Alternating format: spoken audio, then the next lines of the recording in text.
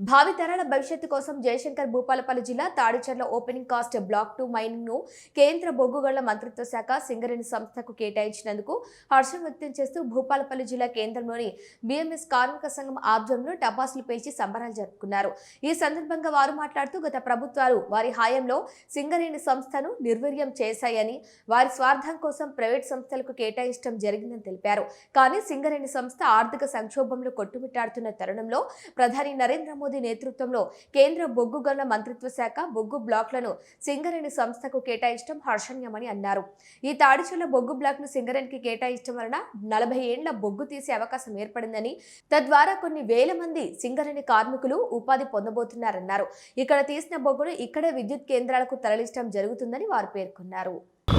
పెద్దలు గౌరవనీయులు కొత్తపాపు లక్ష్మారెడ్డి గారు సింగరేణి ఆర్థిక పరిస్థితి, నూతన బొగ్గు బ్లాకులు, రేపు భావితరాల భవిష్యత్తు ఉద్యోగ మార్గాలు వేయాలనే ఉద్దేశంతో గౌరవనీయులు పెద్దలు లక్ష్మారెడ్డి గారు సింగరేణి నూతన బొగ్గు బ్లాకులను తీసుకురావాలనే ఏకైక లక్ష్యంతో చాలా నెలల నుంచి తన కృషి నేడు ఫలించింది. వారి ఆదేశాల మేరకు సింగరేణి కోల్ మైన్స్ కార్మిక సంఘం ఏదైతే జయశంకర్ జిల్లా భూపాలపల్లి తాడిచెర్ల బొగ్గు బ్లాకు నెంబర్ 2 ఏదైతే ఉందో, గతంలో ఉమ్మడి రాష్ట్రంలో ఉన్నప్పుడు గతంలో రాజశేఖర్ రెడ్డి గవర్నమెంట్ తన అల్లునికి ఇచ్చుకునే ప్రయత్నం చేసిండు. అదే రకంగా టీఆర్ఎస్ గవర్నమెంట్ హయాంలో వారికి సంబంధించిన పెట్టుబడిదారులకు తాడిచెర్ల 1 బ్లాకును గుత్తాధిపతులకు దారదత్తం చేసిరు. సింగరేణికి దక్కాల్సిన, సింగరేణికి తీయాల్సిన బొగ్గు ఇలా ప్రైవేటు సంస్థలు కట్టబెట్టే ప్రయత్నం చేస్తే అడుగడుగున గౌరవనీయులు పెద్దలు బొగ్గు గనుల శాఖ మంత్రివర్యులు కిషన్ రెడ్డి గారి దగ్గరికి పదే బిఎంఎస్ నాయకత్వం అంతా బృందం అంతా పోయి సింగరేణి ఆర్థిక పరిస్థితిపై పూర్తిగా కులంకుశంగా వివరించడం జరిగింది.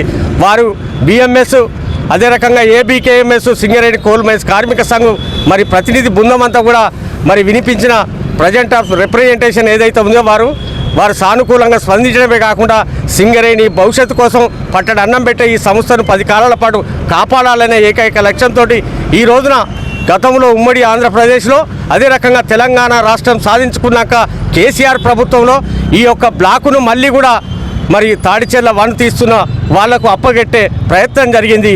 ఆ కుట్రలన్నీ భగ్నం చేసి కిషన్ రెడ్డి గారు ఈ రకంగా సింగరేణికి అప్పగించడం జరిగింది. ఈ రోజున మరి ఈ యొక్క సింగరేణికి తాడిచెర్ల 2 బ్లాకును కేటాయించడానికి గౌరవ పెద్దలు ప్రధానమంత్రి గారు మరి అదే రకంగా కిషన్ రెడ్డి గారు ఇలా సింగరేణి కార్మికుల భవిష్యత్తు కోసం తాడిచెర్ల 2ను మరి అప్పచెప్పడం జరిగింది. సుమారుగా 40 సంవత్సరాలు సుదీర్ఘంగా బొగ్గు తీసే అవకాశం ఉంది. అదే రకంగా సుమారుగా 1400 మంది కార్మికులు ఇవాళ అక్కడ ఉపాధి పొందే అవకాశాలు ఉన్నాయి. అంతేకాకుండా ఇక్కడ జెన్కోకు ఇలా కోల్ సప్లై చేసే అవకాశం కూడా దగ్గరగా ఉంది. అంతేకాకుండా ఈ సింగరేణి అభివృద్ధికి ఇలా రాష్ట్ర